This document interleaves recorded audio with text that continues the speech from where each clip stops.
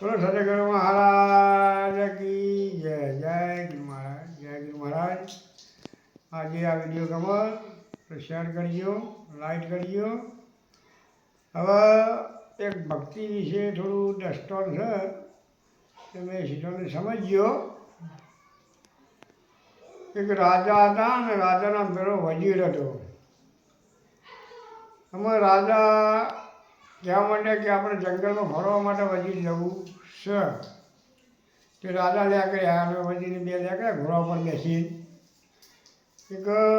એક શેરડીનું ખેતર આવ્યું. એક રાજાએ કહ્યું કે આપણે એમ કરીએ, આપણે શેરડી ખાઈએ. તે રાજાને વજીરે ગુજરી શેરડી ખાવા માંડ્યા. એક રાજાને શેરડીનો હોઠો વાગ્યો, લોહી આવ્યું. એક વજીરને પૂછ્યું રાજાએ કે વજીર મને તો વાગ્યું, લોહી આવ્યું, કે જે કરે ભગવાન સારું કરે. કે મારે મને વાગ્યું છે અને વજીર રાજી છો. એક ગુસ્સે ભરવાડ્યો. એક વજીરને પૂરી નાખ્યો કોટરી અને રાજા એકલા હેડ્યા. ડાયરેક જંગલ એટલે જંગલમાં માથેમાં બિલ્લી મોણ ચડે. મોણ ચડે કે ભાઈ ખંડપરની મૂર્તિ હોય એને આપણે બિલ્લી ચડાવવાનો, તમે હોધી લાવો. તાના રાજા જઈ ચડ્યો. રાજાને પકડી પાડ્યો કે રાજા વેડો કે તમે બિલ્લી ચડાવી દેવા પડે.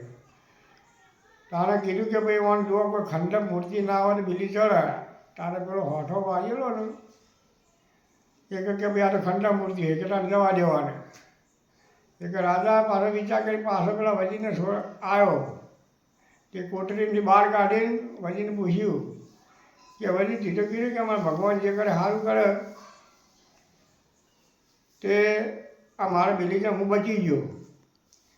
જો કે જે કરે ભગવાન હાર કરશે તો તમારો હાર હું આવ્યો હોય તો મારી બિલ્લી ચડી જાઉં, તો કે મને કંઈ વાંચ્યું નથી. કે જે પરમાત્મા માટે અમે કરતો હોય અને જે થતું છે બધું સારું થતું છે.